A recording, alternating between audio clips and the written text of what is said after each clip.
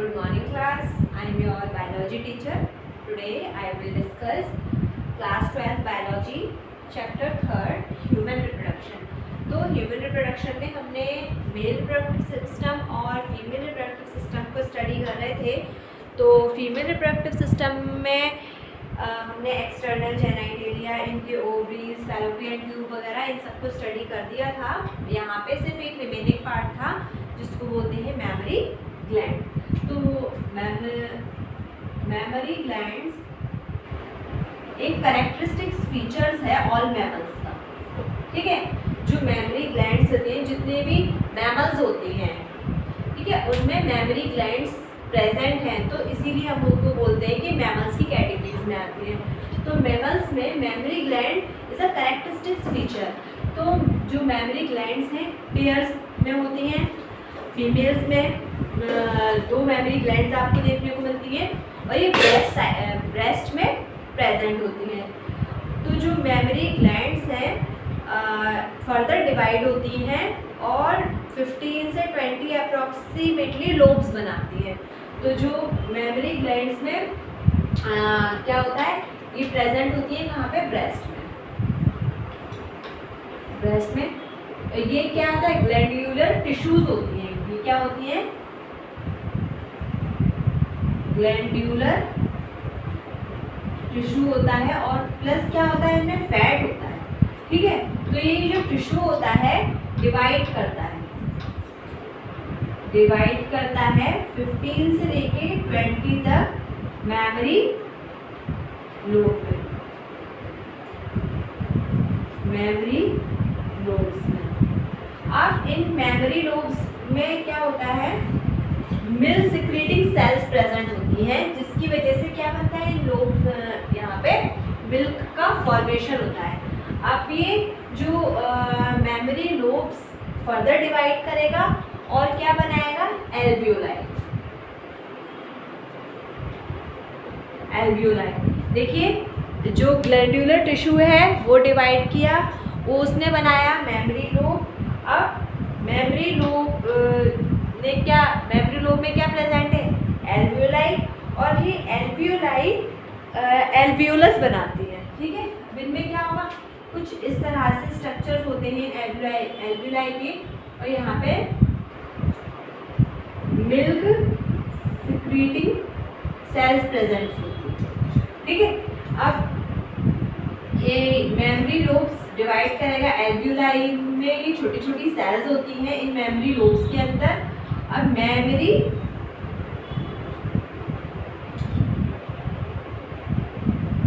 Alveolus बनाएंगे. ठीक है, अब ये क्या है, एक कॉमन मेमरी डक्ट बनाएगा. यहाँ पे आप मेमरी डक्ट, फिर में ये जाएंगे एम्पुला में और फिर ये निप्पल के थ्रू सीक्रेट आउट होगा. तो देखिए, कुछ इस तरह से डिवाइड करते हैं टिश्यू. मेमरी ग्लैंड्स हैं, ब्रेस्ट में प्रेजेंट है, इनका साइज 2 होता है. ये क्या होता है, इसमें ग्लैंडुलर टिश्यू होता है, प्लस क्या है, फैट होता है. ये जो टिश्यू होता है डिवाइड कर जाता है 15 से 20 मेमरी लोब्स में. इन मेमरी लोब्स के अंदर मिल्क सिक्रेटिंग सेल्स प्रेजेंट होती हैं, जिसकी वजह से मिल्क का फॉर्मेशन होता है. इन मिल्क सिक्रेटिंग सेल जो मेमरी लोब्स में होती है उनको बोलते हैं एल्वियोलाई. अब ये एल्वियोलाई फर्दर आगे जाके मेमरी एल्वियोलस बनाती है. फिर ये मेमरी एल्वियोलस एक डक्ट के थ्रू बाहर निकलता है, जिसको बोलते हैं मेमरी डक्ट. मेमरी डक्ट आगे कहाँ ज्वाइन करती है, एम्पुला में, और एम्पुला आगे फर्दर निप्पल के थ्रू इसमें से मिल्क सिक्रीट आउट हो जाता है. तो यहाँ पे आपका female reproductive system almost complete हो चुका है. अब देखिए, यहाँ पे 2 हार्मोन्स वर्क करते हैं किस तरह से मिल्क का फॉर्मेशन होता है और कब ये मिल्क सिक्रीट आउट होता है. तो यहाँ पे 2 हार्मोन्स हैं, एक है प्रोलैक्टिन और एक है ऑक्सीटोसिन. प्रोलैक्टिन और ऑक्सीटोसिन, नीट वगैरह में ये क्वेश्चन बहुत पूछा जाता है, what is the function of prolactin and oxytocin. तो यहाँ पे 2 हार्मोन्स होते हैं, प्रो प्रोलैक्टिन और ऑक्सीटोसिन, ये दो हार्मोन्स हैं, प्रोलैक्टिन और ऑक्सीटोसिन। जो प्रोलैक्टिन होता है वो क्या करता है, मिल्क का फॉर्मेशन,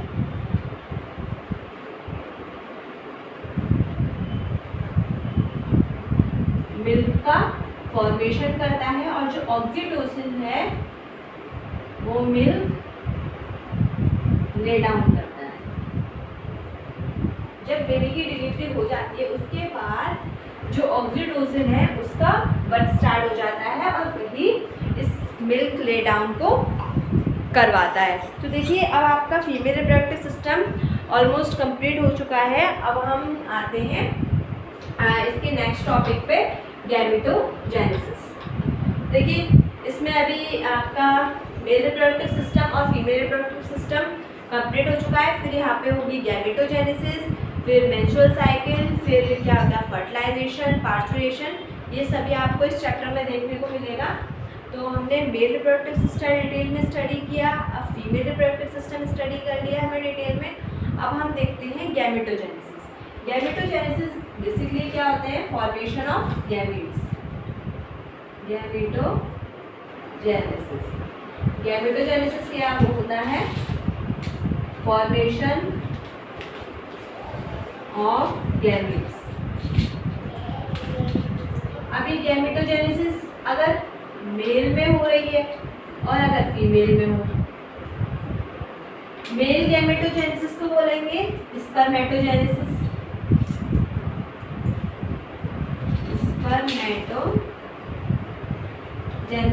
और फीमेल गैमेटोजेनेसिस oogenesis। ये हमने जब मेल रिप्रोडक्टिव सिस्टम और फीमेल रिप्रोडक्टिव सिस्टम स्टार्ट किया था तभी बताया था। तो gametogenesis is the simple formation of gamete, if the formation of male gamete, this is spermatogenesis, and formation of female gamete, this is oogenesis। अब हम one by one करके spermatogenesis और oogenesis को स्टडी करेंगे। तो देखिए हमने मेल रिप्रोडक्टिव सिस्टम में बताया था कि जो प्राइमरी सेक्स ऑर्गन होता है मेल सेक्स ऑर्गन में, वो क्या होता है, टेस्टिस। क्या था, कुछ इस तरह से बताया था, this is a pair of testis. Testis होती हैं प्राइमरी सेक्स ऑर्गन, और ये कहाँ प्रेजेंट होती हैं, लोअर एब्डोमेन, मतलब पेल्विक रीजन में पेयर ऑफ टेस्टिस प्रेजेंट होती है। जो ये टेस्टिस है डिवाइड करती है 250 से 300 लोब्स में, ठीक है। टेस्टिक्यूलर क्या बोलते हैं इनको, लोब्यूल्स। अब एक टेस्टिक्यूलर लोब्यूल्स में 1 से 3 तक सेमिनिफेरस क्या होती है, ट्यूब्यूल्स प्रेजेंट होती है। ये क्या है, सेमिनिफेरस ट्यूब्यूल। देखिए मैं यहाँ पे ये मैं वैसे करा चुकी हूँ, आपको फर्दर मतलब रिकॉल हो जाए इसलिए दोबारा बता रहे हैं। This is testis, testis divided into 250 to 300 compartment. In each compartment 1 to 3 seminiferous tubules are present। seminiferous tubules, in seminiferous tubules में 2 टाइप की सेल्स होती हैं। एक होती हैं मेल जर्म सेल और दूसरी होती हैं सर्टोली सेल। जो ये मेल जर्म सेल होती हैं इसी से किसका फॉर्मेशन होता है, मेल गैमेट का। जो ये मेल जर्म सेल होती हैं पहले बनाती हैं प्राइमरी स्पर्मेटोसाइट, फिर सेकेंडरी स्पर्मेटोसाइट। तो देखिए जो मेल जर्म सेल होती हैं पहले बनाती हैं प्राइमरी स्पर्मेटोसाइट्स, फिर बनाती हैं ये सेकेंडरी स्पर्मेटोसाइट, फिर ये बनाती हैं स्पर्मेटेड,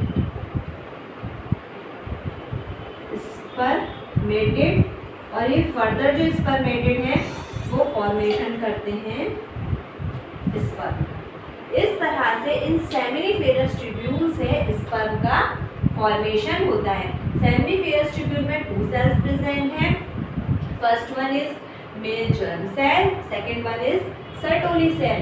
जो मेल जर्म सेल है वो स्पर्म का फॉर्मेशन करेंगी। पहले बनाएंगे प्राइमरी स्पर्मेटोसाइट, फिर सेकेंडरी स्पर्मेटोसाइट, स्पर्मेटोसाइट सेकेंडरी बनने के बाद फिर बनेगा स्पर्मेटेड, और स्पर्मेटेड बनाएंगे स्पर्म फाइनल बना देंगे।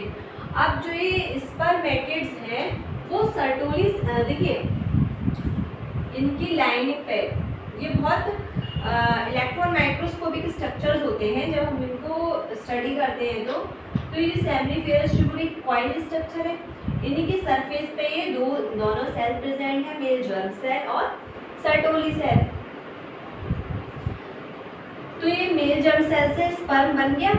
अब ये स्पर्म सर्टोली सेल के अंदर ही एम्बेडेड रहता है, मतलब धंसा हुआ रहता है इन सेल्स के अंदर, और यहीं से नरिशमेंट प्रोवाइड करता है, यहीं से इसको खाना पीना मिलता है और सारे फंक्शन ये यहीं से करता है। अब ये देखिए ये स्पर्मेटोजेनेसिस कब होती है। तो ये स्पर्मेटोजेनेसिस है, हमने देखा formation of sperm, this is spermatogenesis. किसके थ्रू हो रहा है? मेल जर्म सेल के थ्रू। ये इस डायग्राम को आप बना सकते हैं। तो यहाँ पे जो देखिए इनका नंबर तो 2n है, और यहाँ पे इनमें क्रोमोसोम नंबर क्या होता है? हाफ कर जाता है। पहले ये क्या करेंगे, जो इस प्राइमरी स्पर्मेटोसाइट, फिर क्या बनी हमारी सेकेंडरी स्पर्मेटोसाइट। यहाँ पे पहले म्योसिस होगी, म्योसिस, फिर यहाँ पे क्या हो जाएगी? म्योसिस में यहाँ पे इनका जो नंबर है कितना हो जाएगा? हाफ रह जाएगा। पहले यहाँ पे 2n था, अब यहाँ पे जस्ट नंबर इनका हाफ रह जाएगा। फिर यहाँ पे म्योसिस सेकंड करने के बाद ये अपने नंबर ऑफ स्पर्म्स को इंक्रीज करते हैं। तो जो स्पर्मेटोजेनेसिस है ये स्टार्ट होती है एट द प्यूबर्टी। प्यूबर्टी आने पर ही स्पर्मेटोजेनेसिस स्टार्ट होती है, और puberty at the age of 14-16 की एज में प्यूबर्टी आने लगती है। तो जो प्यूबर्टी आती है उस टाइम ही स्पर्मेटोजेनेसिस स्टार्ट हो जाती है। जब प्यूबर्टी की एज में ह्यूमन गोनेडोट्रोपिक हार्मोन होता है जो रिलीज होना स्टार्ट करता है प्यूबर्टी आने पर। इस हार्मोन को बोलते हैं ह्यूमन गोनेडोट्रोपिक रिलीज हार्मोन। जो ये हार्मोन है ये बॉडी में बनने लगता है at the age of puberty, और ये क्या होता है? एक हाइपोथैलेमिक हार्मोन होता है। हाइपोथैलेमस जो होता है हमारा ब्रेन का पार्ट होता है, वहीं से ये गोनेडोट्रोपिक रिलीज हार्मोन जो है वो निकलने लगता है। और ये हमारी जो पिट्यूटरी ग्लैंड्स होती है जिसको हम बोलते हैं मास्टर ग्लैंड्स, ये हमारे पीछे की साइड प्रेजेंट होती है ब्रेन के थोड़ा नीचे। और जो ये ह्यूमन गोनेडोट्रोपिक रिलीज हार्मोन है हाइपोथैलेमिक का हार्मोन है, हाइपोथैलेमस से रिलीज हो रहा है, और हाइपोथैलेमस हमारे किसका? ब्रेन का पार्ट है। तो ये हार्मोन हमारी पिट्यूटरी ग्लैंड को, मास्टर ग्लैंड को स्टिमुलेट करता है। ये हार्मोन कब रिलीज होगा? At puberty. एट प्यूबर्टी ये स्टिमुलेट किसको करेगा?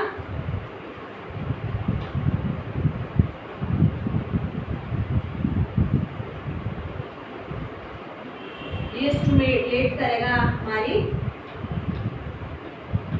Anterior pituitary glands. At puberty आने पर ह्यूमन गोनेडोट्रोपिक हार्मोन जो कि एक हाइपोथैलेमिक हार्मोन है ये एक्टिव हो जाता है, और ये स्टिमुलेट करता है एंटीरियर पिट्यूटरी को। यहाँ से 2 हार्मोन निकलते हैं, एक निकलता है LH और एक निकलता है FSH। LH is luteinizing hormone, luteinizing hormone, और FSH is follicle stimulating hormone. इस डायग्राम को मेरे साथ साथ आप नोट करते जाइए कि ल्यूटिनाइजिंग हार्मोन और FSH निकलता है। तो अब ये वर्क कहाँ करेंगे? इंटीरियर पिट्यूटरी स्टिमुलेट हुई गोनेडोट्रोपिक हार्मोन से, और यहाँ से दो हार्मोन्स आपके निकल गए, LH और FSH। अब जो LH है ये वर्क करेगा लेडिंग सेल पे, और जो FSH है वो वर्क करेगा सर्टोली सेल। आप याद कीजिए लेडिंग सेल कहाँ होती है? जो हमारी सेमिनिफेरस ट्यूब्यूल थी इस तरह से टेस्टिस में प्रेजेंट थी। इनकी सरफेस पे दो तरह की सेल्स होती हैं, मेल जर्म सेल एक होती है, अभी बताया था, मेल जर्म सेल, और दूसरी सर्टोली सेल। तो देखिए, और इनके बीच के जो स्पेस होता है वहाँ प्रेजेंट होती है लेडिंग सेल। याद आ गया होगा आई थिंक आपको। तो यहाँ पे आप ये याद करिए कि जो सेमिनिफेरस ट्यूब्यूल्स होती हैं इनमें तीन तरह की सेल्स होती हैं। एक इंटरस्टिशियल स्पेस में होती है लेडिंग सेल, और सेमिनिफेरस ट्यूब्यूल की वॉल्स में होती है मेल जर्म सेल और सर्टोली सेल। तो जो मेल जर्म सेल हैं वो तो स्पर्मेटेड से स्पर्म का फॉर्मेशन करती हैं, सर्टोली सेल उनको नरिशमेंट प्रोवाइड कराती हैं, और जो लेडिंग सेल्स हैं ये हार्मोन्स निकालती हैं, ये हार्मोन्स रिलीज करती हैं जिसको बोलते हैं हम एंड्रोजन्स या टेस्टोस्टेरोन। टेस्टोस्टेरोन एक क्या है? Mail sex hormone. Mail sex hormone को रिलीज करती हैं। और जो फॉलिकल स्टिमुलेटिंग हार्मोन किस पे वर्क करती हैं? करती है हमारी सर्टोली, ये वर्क करती हैं हमारी सर्टोली सेल पे, और ये स्पर्मेटोजेनेसिस में ये दोनों ही हार्मोन्स वर्क करते हैं। यहाँ तक आई थिंक आपको क्लियर हो गया होगा। देखिए, at the time of puberty आने पर जो गोनेडोट्रोपिक हार्मोन है ये एक हाइपोथैलेमिक हार्मोन है। हाइपोथैलेमस हमारी ब्रेन का एक पार्ट होता है, तो वहीं से काफ़ी सारे हार्मोन्स हमारी बॉडी में रिलीज होते हैं। तो at the time of puberty gonadotropic hormone is active.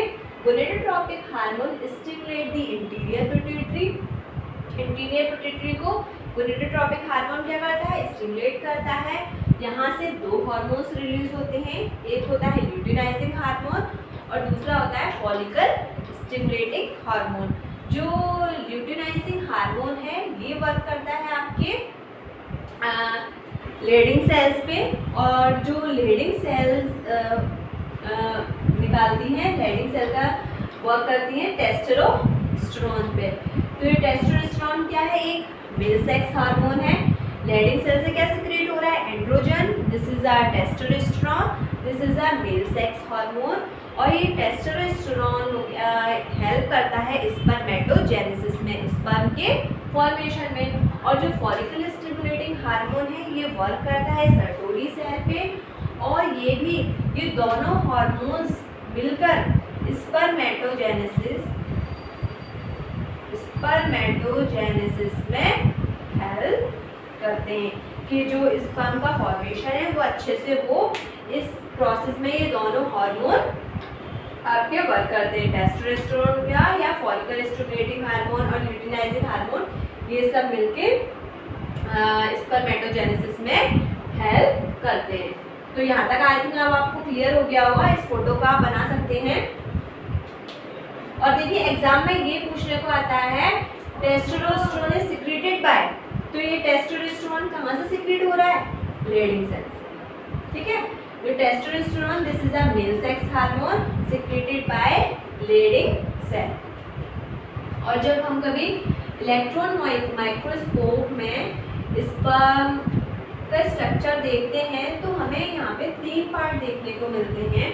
एक इसका हेड होता है, एक मिडिल पीस और एक टेल।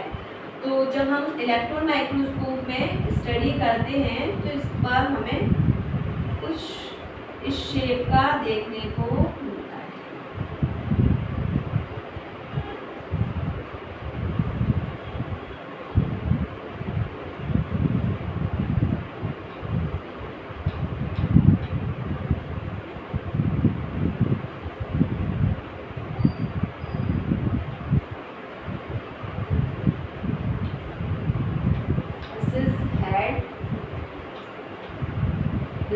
neck,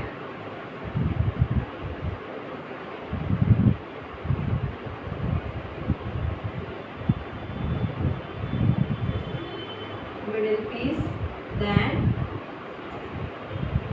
tail। मेरे साथ साथ आप बनाइए कि एक इसमें हेड होता है, नेक होती है, ये किसका स्ट्रक्चर है,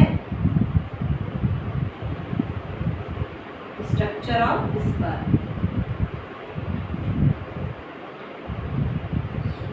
ये क्या है इसका, न्यूक्लियस।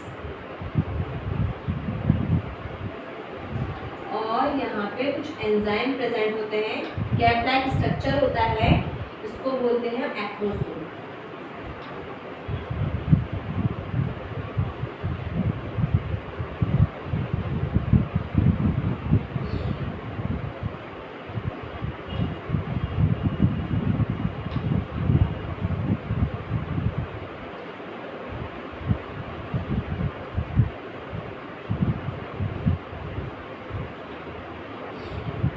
और इस मिडिल पीस के अंदर माइटोकॉन्ड्रिया प्रेजेंट होती है।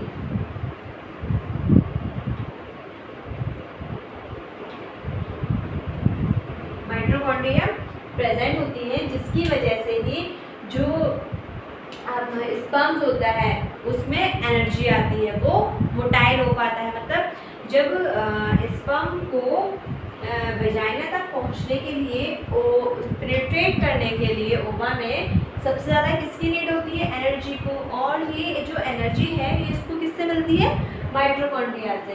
तो जो इसकी मिडल पीस होता है उसमें नंबर ऑफ माइटोकॉन्ड्रिया काफ़ी ज़्यादा होता है, और इसमें एक लार्ज न्यूक्लियस होता है जो इसकी हेड पीस में होता है। ऊपर एक कवरिंग होती है जिसको बोलते हैं एक्रोसोम। यहाँ पर कुछ एंजाइम प्रेजेंट होते हैं जिसकी वजह से ये स्विम कर पाते हैं। और माइटोकॉन्ड्रिया की देखिए यहाँ पे नंबर डिपेंड करता है, किसी किसी स्पर्म में माइटोकॉन्ड्रिया का नंबर ज़्यादा होगा तो किसी में कम होगा, बट माइटोकॉन्ड्रिया का नंबर बेसिकली ज़्यादा ही आपको यहाँ देखने को मिलता है, क्योंकि स्पर्म की मोटेलिटी में एनर्जी का रोल बहुत ज़्यादा होता है। और एनर्जी हमें किससे मिलती है, माइटोकॉन्ड्रिया से। तो this is a structure of a whole sperm. तो यहाँ पे इस एक्रोसोम में ये अगर आप नीट वगैरह का अगर एग्ज़ाम देते हैं तो देखिए यहाँ आपकी 12th क्लास में तो सिर्फ 11th-12th में तो यही पूछा जाता है कि एक्रोसोम में क्या होते हैं। सिंपल हम बोल देते हैं कि यहाँ पे क्या होता है, एंजाइम प्रेजेंट होते हैं। जब कभी आप अगर नीट वगैरह का एग्ज़ाम देते हैं तो वहाँ पे आता है एक्रोसोम में कौन सा एंजाइम प्रेजेंट होता है। तो ये आपके लिए एक स्पेशल पॉइंट है, इस आप स्टार लगा के लिख लीजिए, हाइलोयूरिडेज।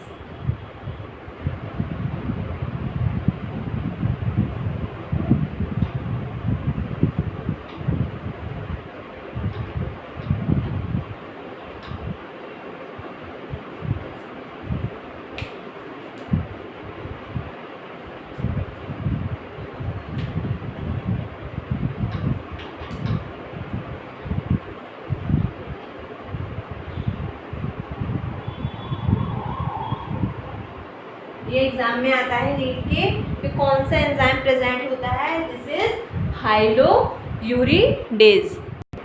12th के एग्जाम में नहीं आएगा कि कौन सा एंजाइम प्रेजेंट होता है, बट जो बच्चे नीट की प्रिपरेशन करते हैं तो ये एक्स्ट्रा इंफॉर्मेशन है उनके लिए कि एक्रोसोम में हाइलोयूरिडेज नाम का एक क्या होता है, एंजाइम।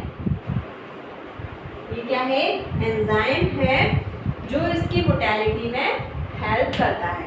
तो देखिए हमने ये देख लिया spermatogenesis simply the formation of sperm, तो स्पर्म सेमिनिफेरस ट्यूब्यूल। तो ये क्या होता है, हमारा स्पर्म का स्ट्रक्चर होता है। स्पर्म में जो एक्रोसोम पार्ट होता है उसमें हाइलोयूरिडेज नाम का एंजाइम होता है। अब हमने स्पर्म देख लिया और मेल सेक्स ऑर्गन प्रॉपर पढ़ लिया। अब हम ये देखते हैं कि जो मेल सेक्स ऑर्गन में कुछ ग्लैंड्स थी, कुछ डक्ट्स थी। तो देखिए कुछ क्या होती हैं, डक्ट्स होती हैं, ग्लैंड्स होती हैं, एक्सटर्नल जेनाइटेलिया और प्राइमरी सेक्स ऑर्गन। तो जो इनकी ग्लैंड्स थी कुछ ग्लैंड्स हो गई, डक्ट्स हो गई।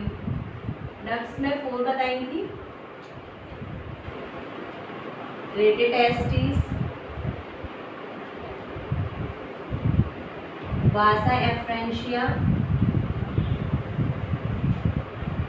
एपिडाइडमिस,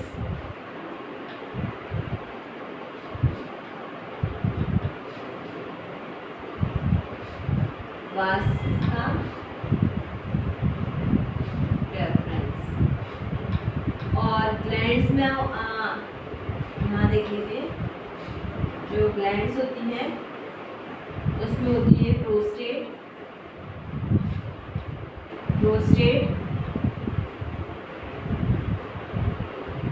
सेमाइनल वेसाइकल,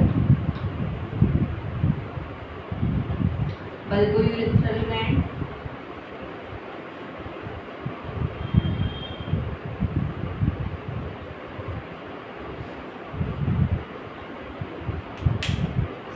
जो सिक्रीशन होता है एपिडाइडमिस, वासा डिफरेंशिया, सेमाइनल वेसाइकल, बल्बोयूरेथ्रल, इन सब को बोलते हैं सेमाइनल प्लाज्मा।